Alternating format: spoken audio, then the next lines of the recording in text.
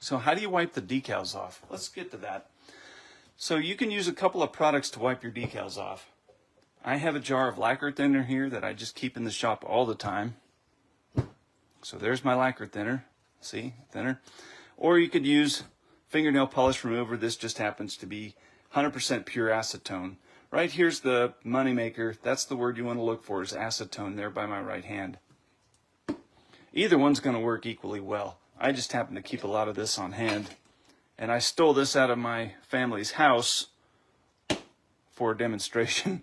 Anyway, my family's house. My house. What am I saying? Okay, you're going to need Q-tips. And then you need some lacquer thinner. So I'm just going to drip that in there. Whoop, a little bit right there.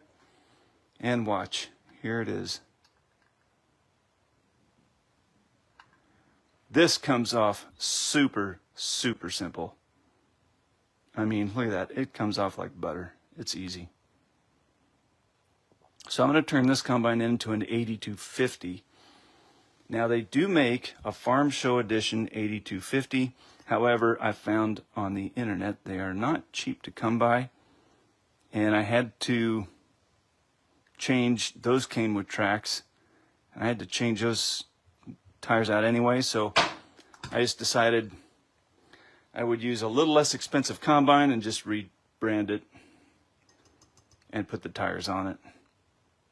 Because these 7250s are pretty common and they're easy to get. And they don't break the bank. If you were just doing one, I would certainly go a different route. But if you're doing a couple of them like I am,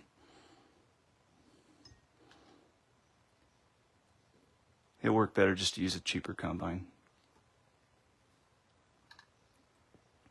Okay, now, one thing I would tell you is don't spend a tremendous amount of time with either lacquer thinner or acetone. Right here on that edge, you can see the paint beginning to come up. Not a big deal. From a distance, you probably won't notice it, but I do want you to know, wipe them, get off, be done.